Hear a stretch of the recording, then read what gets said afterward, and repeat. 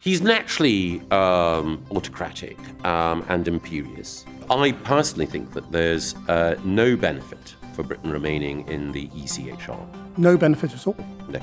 If it was politics and a career in politics that was your first love, do you regret that at all? Maybe the world might have been better if, instead of trying to change it, I had concentrated on, after university, becoming a history teacher.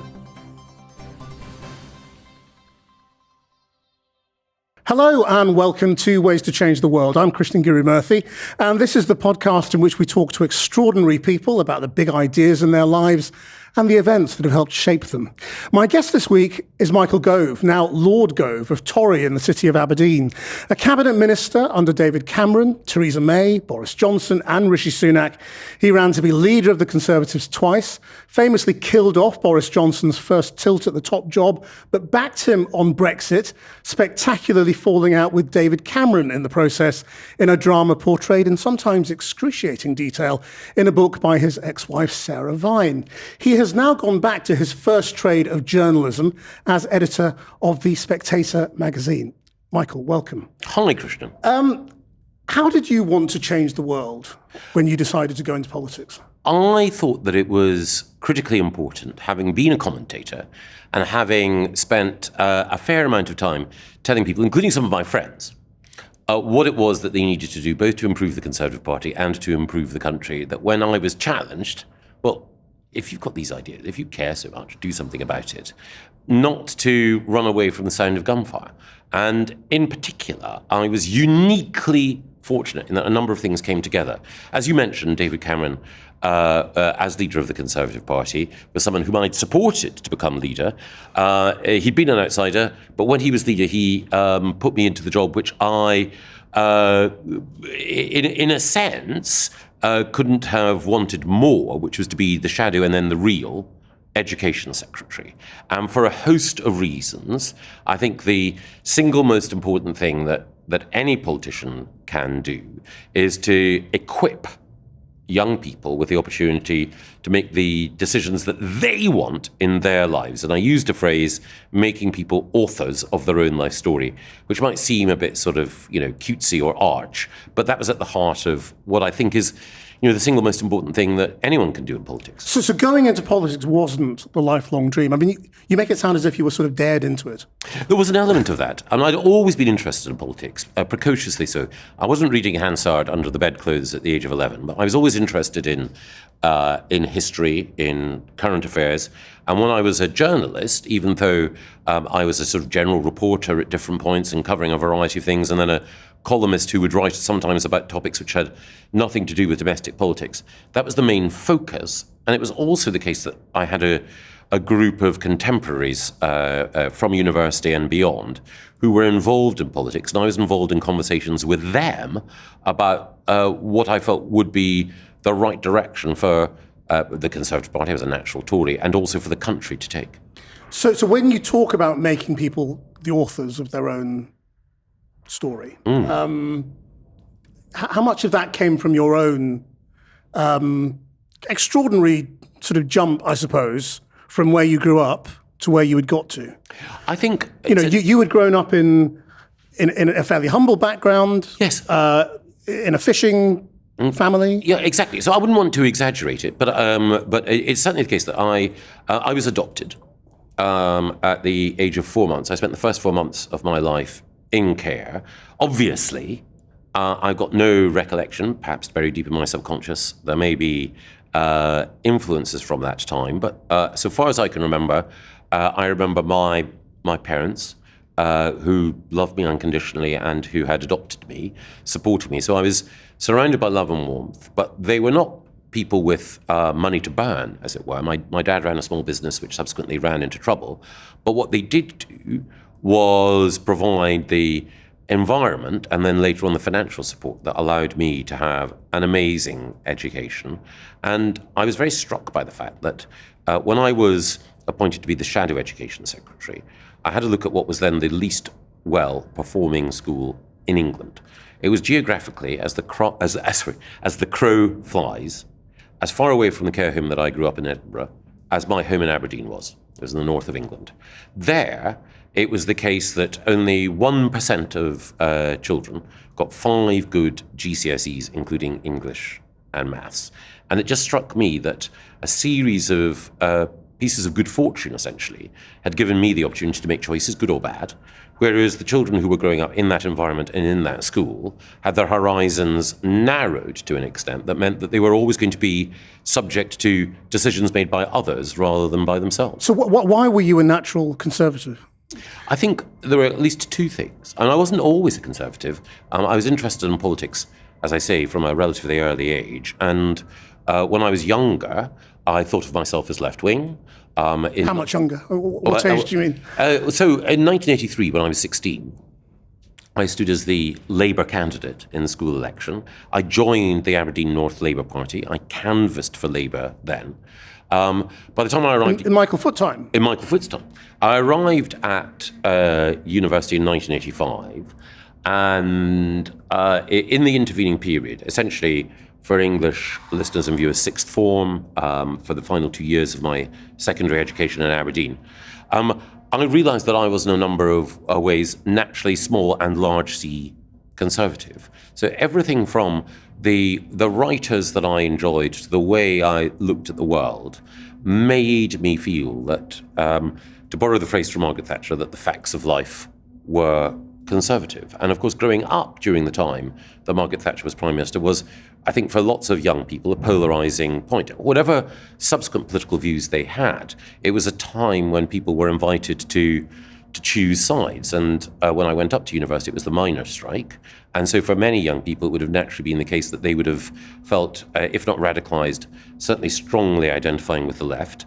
I saw in Margaret Thatcher at the time someone who was trying to wrench Britain out of the decline that had afflicted it in the 1970s. How much did you see that for yourself, and how much were you influenced by being in Oxford, where the establishment, where the Conservative Party reigns, where the Oxford Union is a little sort of, Conservative Party playpen? I think it's inevitably the case that the friends that you form at university have an impact. But I think when I arrived, I remember in the early debates in which I took part in the Oxford Union, and I'd been involved in debating at school. It's a very Scottish school tradition, and so if I'd gone to any other university, I would have been involved in debating.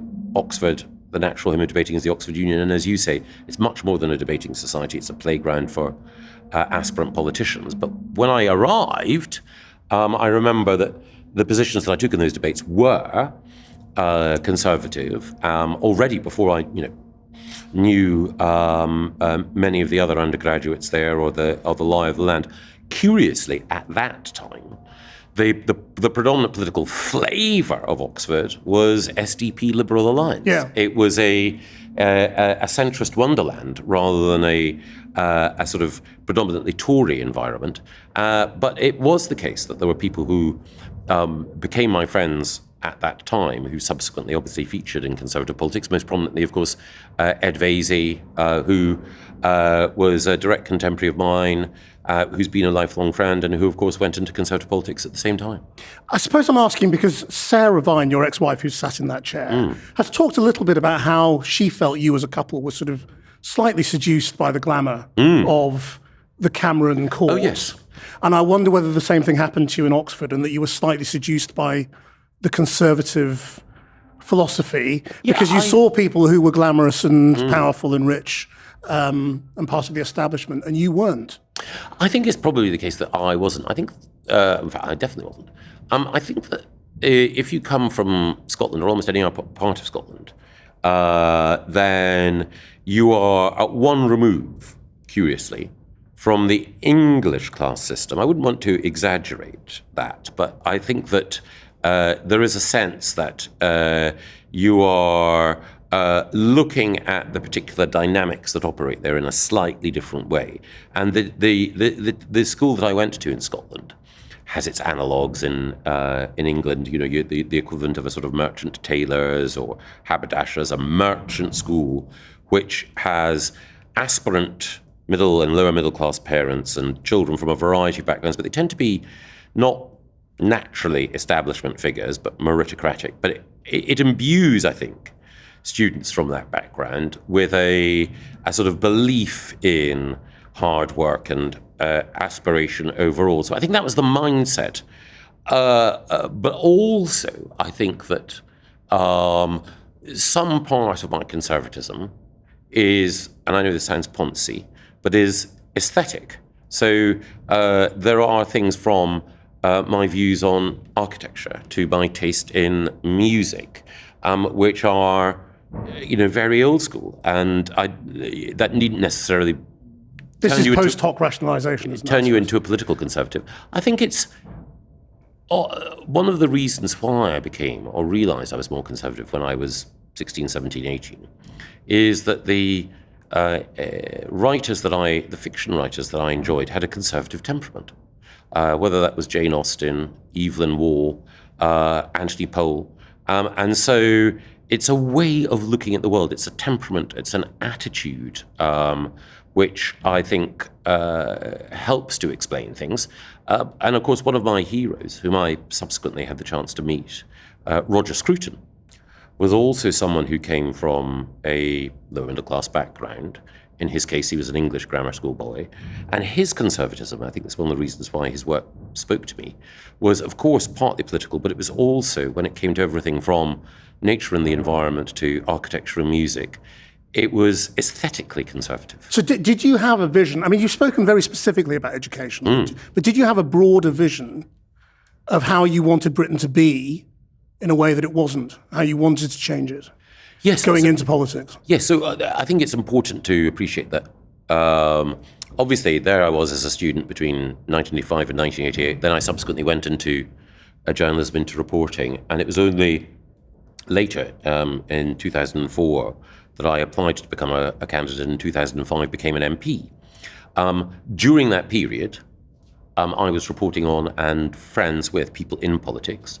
And part of being a conservative is that you tend not to have an overarching template or an ideal view of how the world should be. And in fact, you're suspicious of that. You view the attempts to create heaven on earth as likely to create more havoc than harmony. And so therefore, my views were partly reactive. They were partly about the things which I felt were going wrong. And I certainly felt that one of the things that was wrong in Britain, and of course I was influenced by my own experience, particularly wrong in England, was that the education system was not providing people either with the opportunity or with the connection with the broader culture that I believed was their right. So do you think, I mean, because politics is obsessed by change now. Yes. We always talk about change elections. Do you think that's fundamentally misguided? I don't think it is, but I think that if you just think about change in the abstract, of course it has a very powerful pull. I think what is more important is to identify those areas where either you need to tame or insulate people from change, and then those areas where you need to lean in. And again, part of the art of politics is identifying what the challenges are at any one time. One of the reasons why I'm not on the left is that my sense, and people might think this is unfair, is that there is always a search for the next social justice crusade, and that sometimes that impetus to make things better can be noble, but sometimes it means that you can take up causes because it appears to be the next big thing, and people will think that the sacrifices of a Martin Luther King or a Rosa Parks in the past, it's their obligation to repeat now, but some of the causes that they choose or the means that they use, I think, are inappropriate. Isn't that exactly what the Cameron Conservative Party did, though, with both gay marriage and the environment? Well, I think that both of them were absolutely the right things to do. So I think that gay marriage was the culmination of a progress towards equality for people on the basis of their sexual orientation, on who they love, and it was absolutely the right thing to do. On the environment, I think it's inescapable that during the course of our lifetime, that people have become more and more aware of the consequences of our way of life for the planet on which we live. I think it was a friend of mine Henry Dimbleby, who has been a very successful entrepreneur in the world of food, who made the point that capitalism is brilliant. That's how you generate wealth. That's how you generate innovation. But there are two unavoidable and malign consequences of capitalism: inequality and dirt. And by dirt, he meant environmental degradation. And I think that's right. And I think if you're a conservative, you should always recognize that you're not there to serve the free market. You are there to support human flourishing. And that if you try to ignore the fact that capitalism is always going to generate, sometimes exacerbate inequality, and is always going to create environmental degradation, if you don't acknowledge that, you're not acknowledging human dignity. On the broader question then of inequality, the Conservative governments failed, didn't they, over 14 years? I think almost every Western government failed. I think there are a variety of reasons why inequality has become an even more salient issue in our politics and politics in America and in Europe. That's not to absolve the Conservative government from that responsibility. And one of the reasons why I became convinced that levelling up, a phrase that people associate with Boris Johnson and therefore discount, was so important is because unless you tackle inequality, then society becomes more polarised. And I know that there's a sort of an argument associated with Margaret Thatcher that provided everyone's material circumstances improve, the distance between top and bottom doesn't. My sense was that one of the factors that has transformed politics, that is driving what we call populism, has been the sense that the disconnect between the people who have advantages, money, connections, qualifications, and others has only grown. And there's this old Disraeli phrase, it's almost been a cliche, that England is two nations, the rich and the poor, between whom there is neither intercourse nor understanding. Very old-fashioned way of looking at things, but funnily enough, it's almost the case that that description of Victorian England became truer, and you saw that in the way in which people voted in Brexit. So do you look at the way we are now and feel that we failed, that you failed? Or do you absolve yourself of that responsibility because you say, well, all modern societies are facing these problems? I don't think that, I certainly don't absolve myself of any responsibility. I'm as responsible as anyone for things that went right and things that went wrong. You know, how plagued are you by it? I reflect on all the time.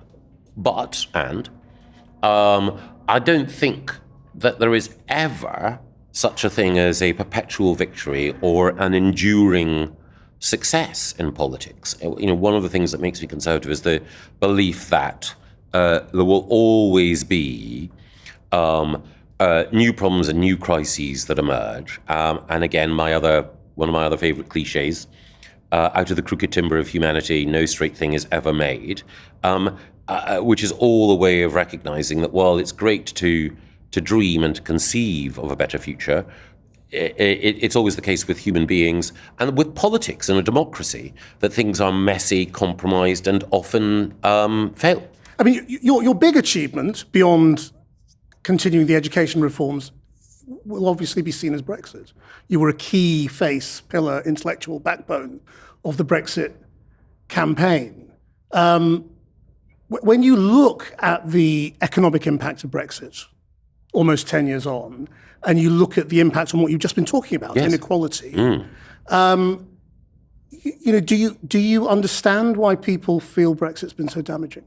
I completely understand why so many people are opposed to and remain opposed to that decision. Do you think it was worth it? Oh, definitely. For the economic damage it's done? So we can argue about the economic impact, and there are different judgments, but I certainly think it's the case that there are people who can point to undoubted economic impediments that have been created as a result of that. There's no question of that. However, an argument that I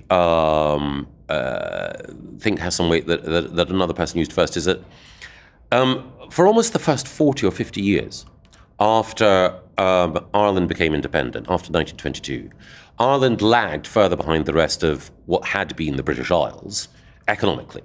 And it was only really in the 70s and 80s that Ireland began to find its economic feet. Would anyone say now that it was a mistake for Ireland to secede from what had been the United Kingdom? I don't think so. But if you'd gone into the Brexit campaign saying it might take us 50 years to see any real benefits, which funnily enough, Jacob Rees-Mogg did let slip in ways to change the world. And Boris... you maybe wouldn't have won. Boris did make the point. I think we all made the point, A, that there would be bumps in the road, and B, Boris's point was that there will be pain before there's gain. And ultimately, Brexit was about more than economics. It's about making sure that politicians in this country are directly responsible for the decisions that they make. And in a way, the 2024 election, the fact that Conservatives rejected so powerfully, is a way of actually saying that the room or the scope for politicians to make excuses had diminished. And it's within the grasp of a politician, whether it's Labour, Conservative, or from another party, to make a success by using the tools that are available to them. And I have friends within the Labour Party, admittedly they're a minority within the Labour Party, whose frustration is that some of the tools which are available because of Brexit are not being used in a progressive way. And they could be. They could be in terms of industrial policy, they could be in terms of trade policy. And in fact, opposition to our membership of what became the European Union used to be a hallmark not just of Labour's left, but of Labour's centre. Hasn't the big failure of Brexit, though, been to address people's concerns about immigration? A lot of people voted for Brexit because they thought it would control European migration. And what they got instead was non-European migration on a vast scale, and hence we are where we are now. Well, again, there are two things. I think the most important thing, you're right, is the sense of control over migration. And the fact that migration increased significantly. And one can argue about where migration has come from, what the reasons were, but for the majority of people in this country, two things: sheer weight of numbers, and also the fact that illegal migration appears to be something that can't be effectively controlled by the state. Both of those things have created huge political problems. But you were in these governments while hundreds of thousands of non-EU migrants were coming into Britain. I mean, were you not aware of what you were doing? Did you feel you were possibly stoking, Nigel Farage's fire? No. By allowing all of this? And if not, why not? No, it sounds as though I'm running away from responsibility. I mustn't do that. My particular concern when it came to migration was with respect to the Homes for Ukraine program. That was the area for which I was directly responsible. There were other areas, the conversation between the Home Office and the NHS over the workforce that was required there, the conversation between the Department for Transport and the Treasury over how we could ensure that our haulage system worked, which were conversations which were happening elsewhere. So you weren't seeing the bigger picture? No, I didn't think I was. And it was, except towards the end.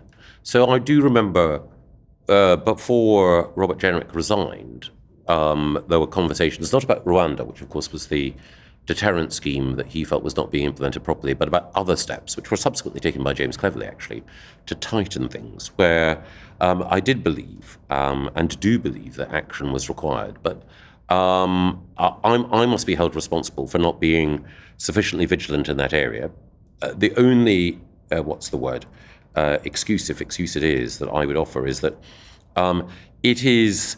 everyone in government has to take collective responsibility for what happens when they're in government. But within government, there is a strong bias towards sticking to your knitting. So we assume that within cabinet, it's like an editorial conference at Channel 4 News where everyone pitches in with their views.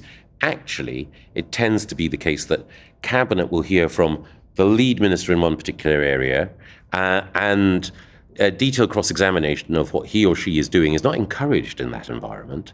And that is one of the problems, I think, in government. Perhaps it's inherent in party politics that you don't have the thrashing out of disagreement in the way that one should. I mean, that's quite astonishing as an admission that, that 500,000 people were coming in or more into the country, and it was never being discussed at cabinet, even though Robert Jenrick was clearly going furious. Or is he making it all up now, sort of post? No, I don't. I don't think he is. I mean, I think that in his case, and again, I think this is it's illustrative. So Rob had been in different ministerial roles. Then he finds himself in the Home Office, and as he describes it, and I can entirely understand it, he was radicalised by being in the Home Office and seeing what the reality was.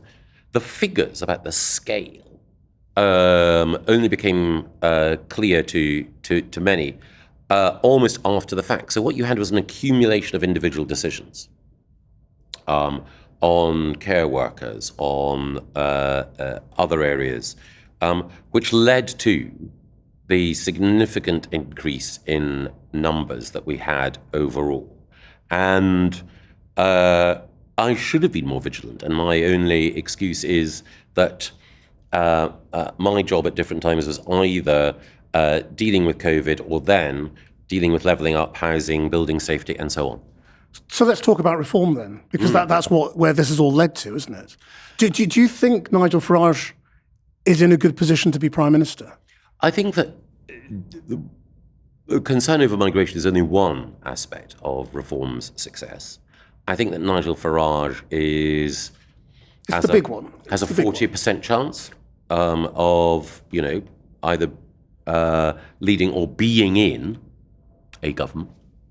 But the broader point, is he in a good position to be Prime Minister, as in, should we sleep easily in our beds or feel confident about it?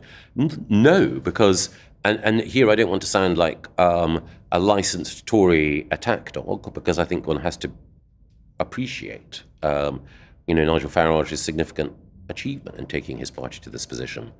But there are two aspects to reform that would give me cause for concern. One is the difficulty that Nigel Farage has shown consistently in assembling and keeping a team. And the second is the lack of coherence when it comes to making the difficult choices and trade-offs that are inevitable in politics. And you see that most acutely in the approach he's taken towards how he might pay for his programme. Yeah, I mean, those are often quoted criticisms of reform, and it kind of relies on the idea that Britain will sort of ultimately look more seriously at what kind of government Nigel Farage might lead. At the moment, Britain's not showing much sign of that. It's all instinctive. They are sick to death of the traditional parties, and they're sort of embracing anything. Years away from an election. I think you are spot on. I think that is one of the issues, which is that I'm conscious that in raising these issues, which you correctly describe as the sort of standard issue political class critiques, that there are lots of people out there who will say, this is just the sort of technocratic junk that you people always come up with. We've had enough of that. Don't you realise that we need a change far more fundamental? I understand that, even as I disagree with it. But I think you are right to say that the concerns that I raise may be, out of place. How alarmed are you, though, by the tone of the debate, particularly on immigration?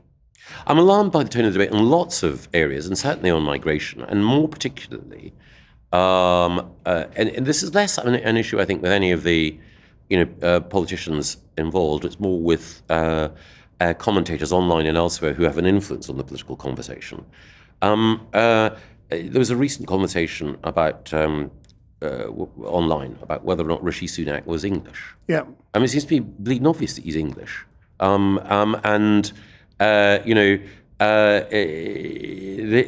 this attempt to try to question implicitly the place of Rishi Sunak or David Lammy or Kemi Badenoch as integral to the life of England.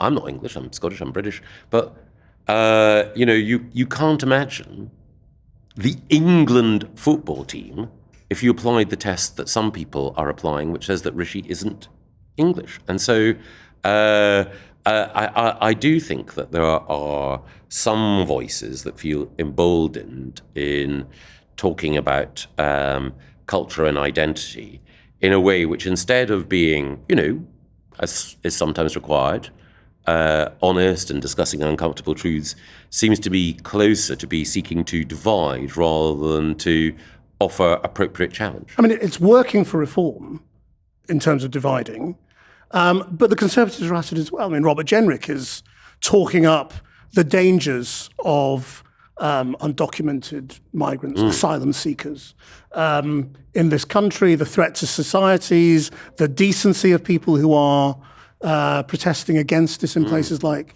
Epping. Are you? Yes. I mean, the debate's changed, hasn't it, over your lifetime? I mean, he's saying things that would have been unimaginable 20 years ago. And I think that both of the points that you make have validity. So on the one hand, the scale of migration, sheer numbers, in recent years has been significantly greater than it had been before, and we have touched on some of the reasons why that's caused concern, and the responses to that have varied. I think also there was a sense in which any questioning, either of numbers or of the cultural as well as the economic impact, was regarded as taboo. And when you create a taboo, two things happen. One, there are people who enjoy the wicked thrill of breaking it. And two, there are others who feel shy about raising some of the genuine questions. So it is absolutely right, I think, for example, to ask some questions which are inevitably uncomfortable about some of the connections between the specifics of the grooming gang scandal and the backgrounds of many of the perpetrators. And there were attempts to, not confront those things head on for reasons that Andrew Norfolk, the reporter who first uncovered the scandal, I think very well explained, because he was worried that they would fan deep and malevolent prejudice. But we know that actually a failure to examine the truth there has only created greater difficulties. At the same time, you also have people who felt licensed to ask questions and talk about things like the remigration of people born in the UK who haven't committed crimes, who are deemed not to have integrated sufficiently. I think that is,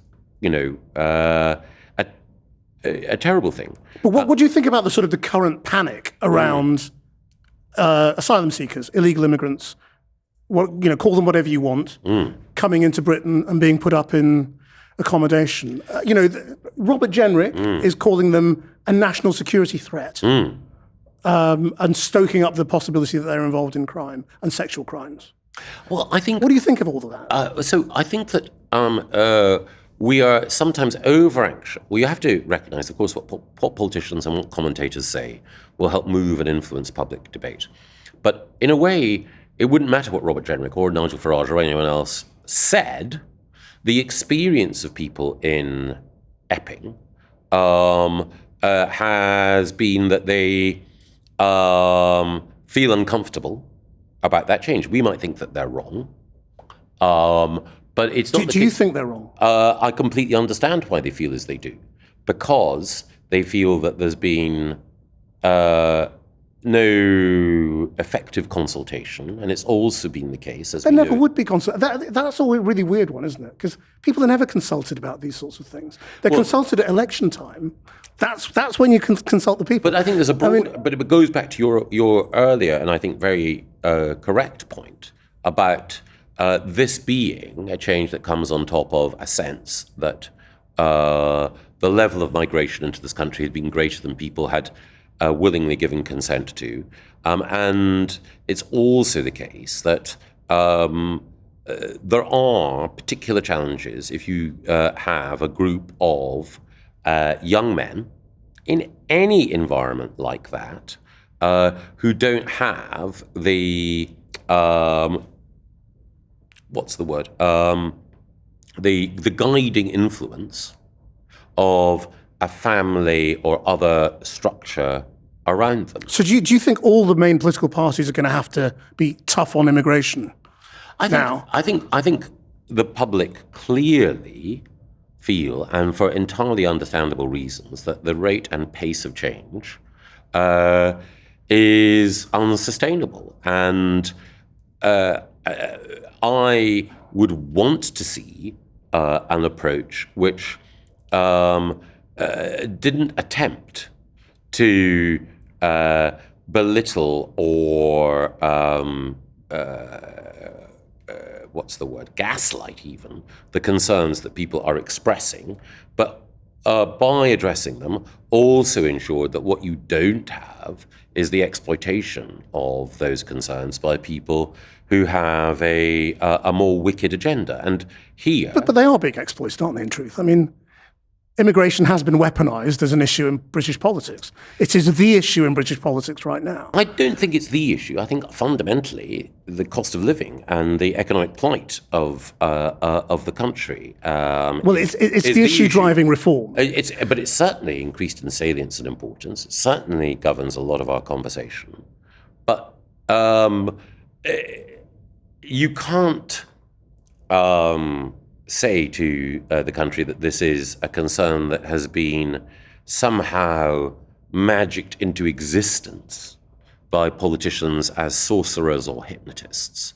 That concern exists. Yeah. And similarly... So that's what I mean. So everyone's going to have to sound tough and a bit meaner. I think it's the tone is going to change around... I think it's less a case of sounding tough and more demonstrating control. And here, bearing in mind how many of those asylum seekers who've been coming over on boats have been given asylum or leave to remain.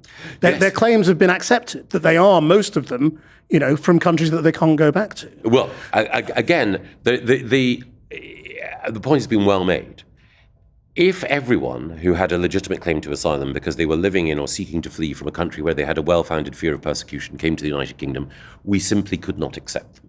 And that's why I think that not just the European Convention on Human Rights, but some of the refugee conventions that we entered into in the immediate aftermath of the Second World War absolutely need to be revisited, because the scale of population movement that would be visited on Britain or on other European countries is unsustainable. So the European Convention should go, you think? I personally think that there's no benefit for Britain remaining in the ECHR. No benefit at all? No.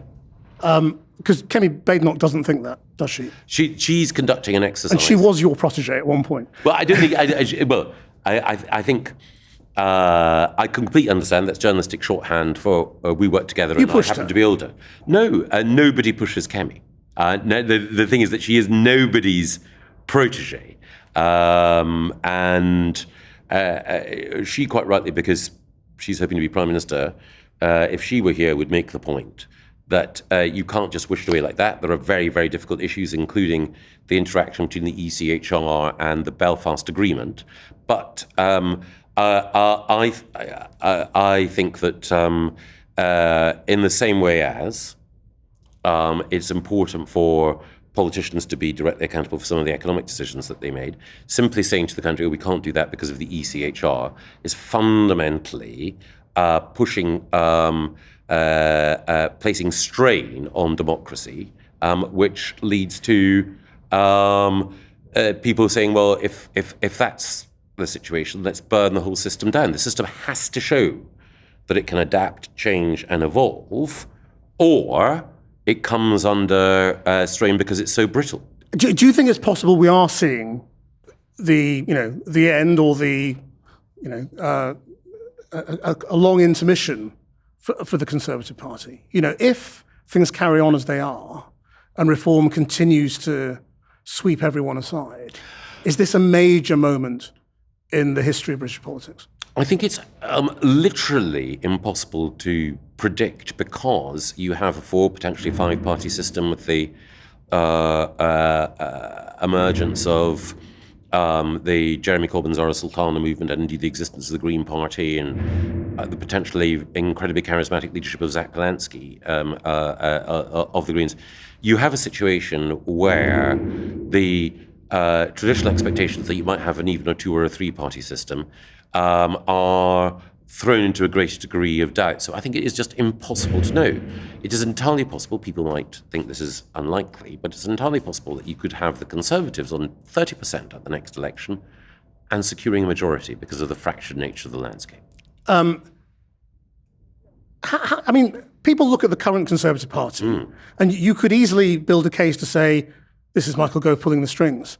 You have Kemi Badenoch at the top, who you were a fan of. Henry Newman's now her chief of staff. He was your SPAD. Francis Maud is back, sort of in some sort of role. You were part of that whole sort of the machines of government thing. Are you pulling the strings in the background? No. Are you advising them? Are you talking to them? Are you?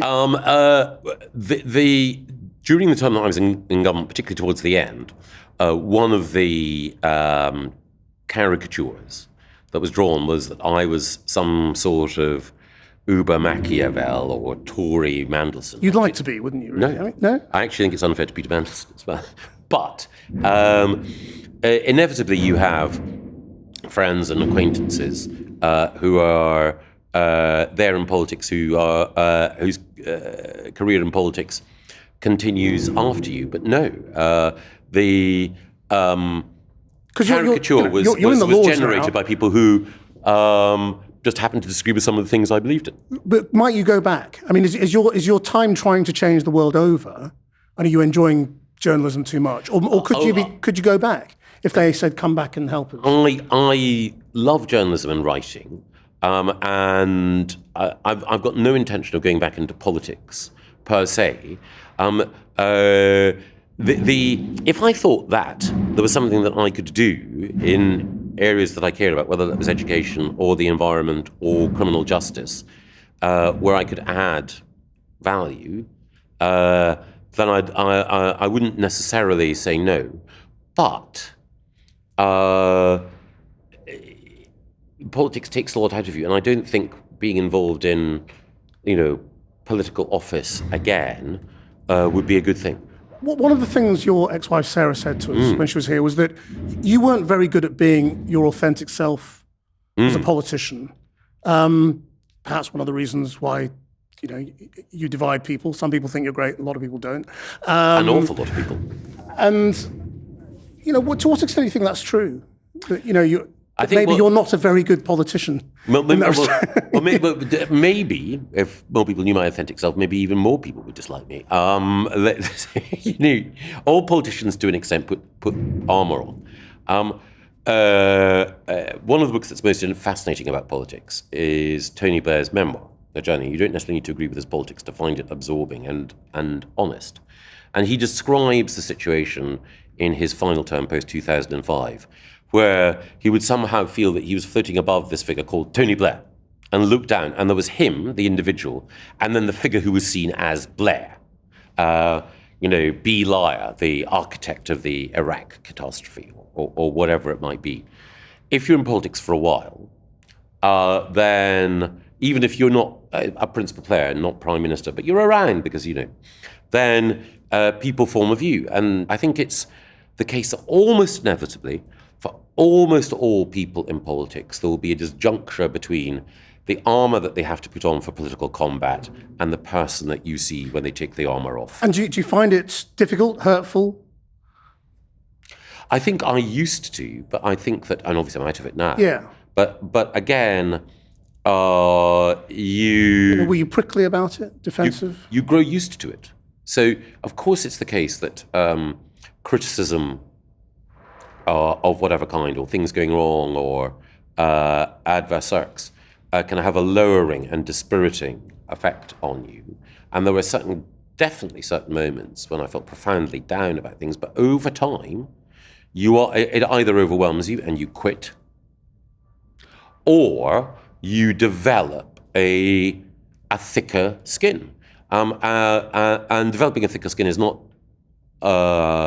always a good thing in every area, because it can sometimes mean that you develop that that drive and that ability to focus on the work in hand, but that may mean that others don't get the attentional care that they deserve. And I suppose sometimes you go on the attack verbally in a way that, in a calmer moment, you might not wish to.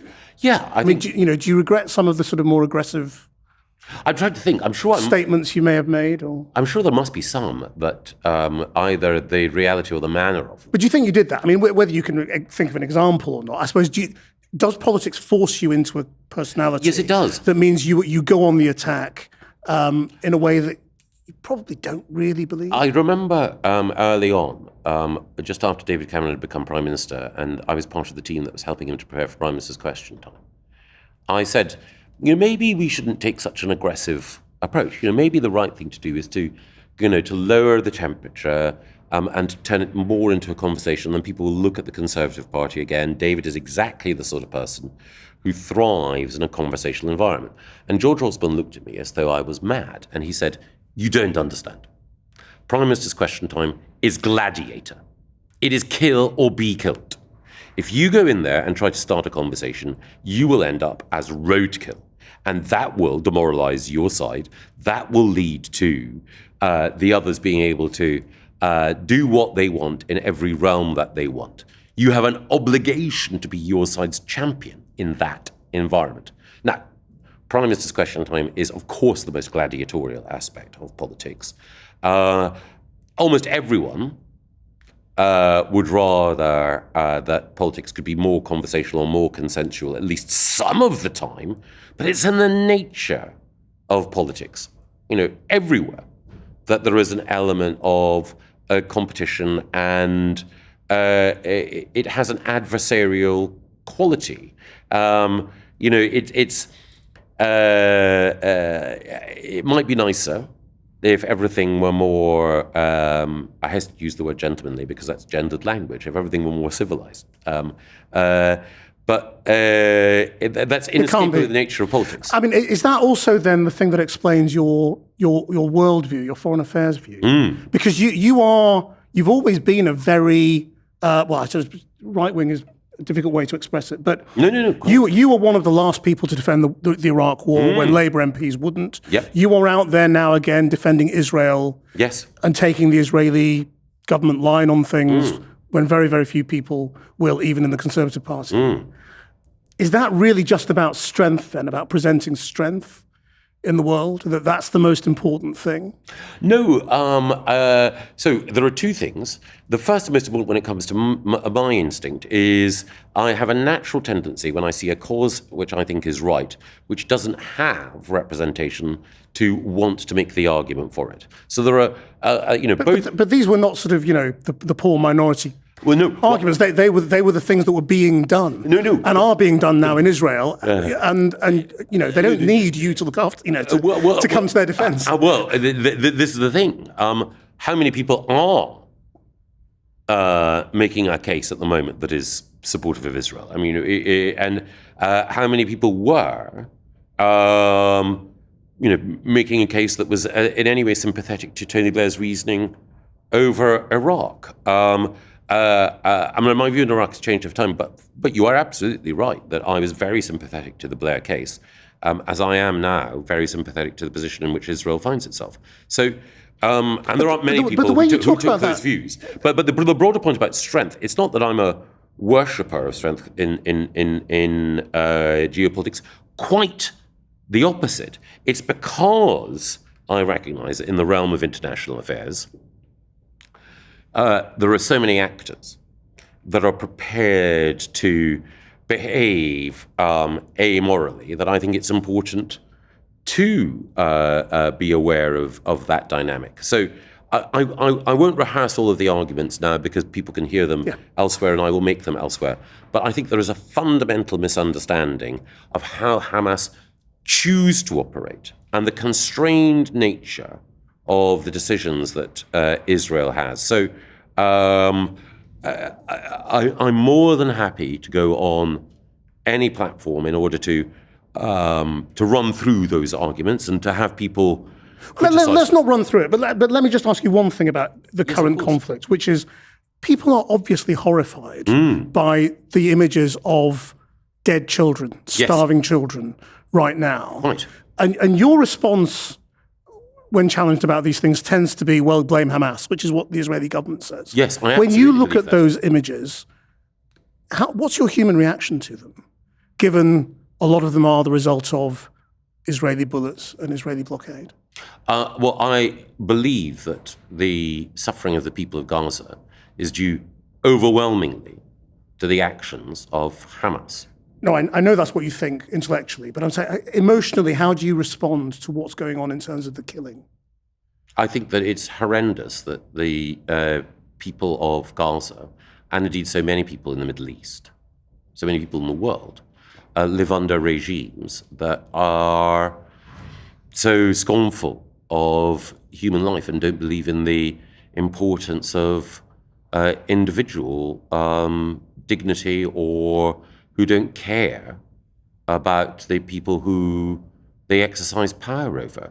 And there is a world of difference between Israel, which is a rule-bound diplomacy, and Israel, which is a country that believes in the worth of every human life, and Hamas, which is a death cult.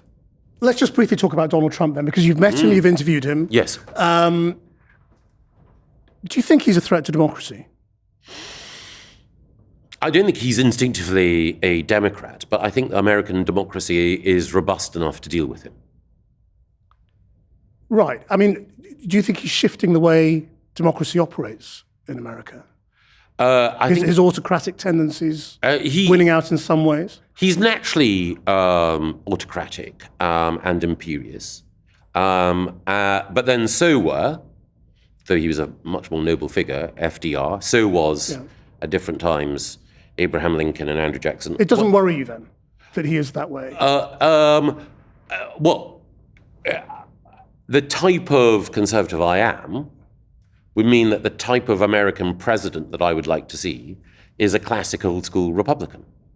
So I would feel far happier if there were a Bush or a Reagan in the White House than a Trump. And what about his attacks on the media, given you're back in the journalism class?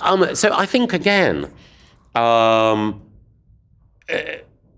with Trump, the easiest thing in the world is to use language, as some do, and I know that you haven't, like fascist. That's not the case. So Trump is someone who would want to operate without any constraint on his appetites or his power. The American Constitution does place constraints, and we've seen that through the way in which the courts operate, the way in which he's had to negotiate with Congress, and so on. His attitude towards the press is the attitude that he has in so many other areas of someone who will throw his significant weight around. But it's also the case that the media in the United States has, for the most part, demonstrated a pretty robust response. Some of them have definitely buckled. The one who hasn't is a man you also know very well, Rupert Murdoch. Yes, quite. So in this battle between Trump and Murdoch, who do you think is going to buckle in the end? I don't think Rupert Murdoch is ever going to buckle. He will always, in my experience, back his editors and their judgment. And, the thing is that I would never want to speak for or ventriloquize Rupert Murdoch's reaction, but in my experience, there are many politicians that he can admire or like the cut of the jib of, but he's a newspaper man first. And his editor, Emma Tucker at the Wall Street Journal, is a very good journalist, will have taken formidable care before publishing anything, and so he will back her. Is this a rich man's game kind of thing, or is it a real argument, do you think? A lot of people sort of look at sort of the way Trump and Murdoch and these sort of hugely wealthy, powerful people interact with each other. I think that it's like a game of chess to them, or or something less complex. I think that at different times, again, I often use, and I have in this conversation, historical comparisons, because I think that human nature is revealed by looking back at how, in the past, similar situations have arisen. And so in the past, you've had press proprietors, whether it's Northcliffe and Rothermere here in the past, or William Randolph Hearst in America, who have are strong characters who've become commercially successful, but they've become commercially successful because they understand that in journalism, you will only succeed if you provide people with the revelation of that which has been covered up and an attitude that makes them feel that when they tune into your platform or pick up your title, that they've got someone speaking for them. And when you have people who have wealth, who acquire newspapers, who don't have that spirit, then either their wealth goes down the drain or the title disappears. Similarly, you can have people with significant wealth who enter politics, unless they have a connection with and an understanding with popular concern, then that wealth doesn't matter, because you can certainly for a while purchase political relevance, but what you can't do is buy political success. Finally, I just wanted to come back to the question of Brexit, because Sarah Vine, who I mentioned a couple of times, one of the things she said in our interview was that had it not been for Brexit, you might well have still been married. I mean, I asked you earlier, was Brexit worth it given the economic damage? Was Brexit worth it given the personal damage? Well, I don't know if I hadn't got involved, what would have been the consequences for me, for Sarah, and for our family. And in a way, I suspect that the fateful step was earlier. One of the points that is... you don't think it was Brexit? Well, one of the points that is made by those who work with addicts and those who work with people who are in the grip of alcoholism is that it's not the 8th drink that makes you drunk, it's the first. That once you've taken that first sip, then if you have an addictive personality, then everything follows. And so in that sense, I suspect that the strains on our marriage were not as a result of Brexit, they were as a result of my decision to enter politics in the first place. And things flowed from that. And if I'd never been a politician, might we still be married? I just don't know. But I think if you isolate one individual moment, that helps you realize that at that point in the narrative, that's the hinge moment. But actually, it may be that the first step was taken a lot It was politics. Earlier. If there was a factor, then it was politics rather than any individual moment. Yes. And so given what you said, I'm sorry to push on this because it's personal, but I kind of feel I have to, given what she said. If it was politics and a career in politics that was your first love, do you regret that at all? I think there are many, many, many more people listening and watching who probably regret that I ever had anything to do with politics. And so it is literally, and it's a very fair and appropriate question. It is impossible for me to know or answer. But maybe the world might have been better if, instead of trying to change it, I had concentrated on, after university, becoming a history teacher. Michael Gove, Lord Gove, thank you very much indeed for sharing your ways to change the world. And that's it for this episode. You can watch all of these interviews on the Channel 4 News YouTube channel. Until next time, bye-bye.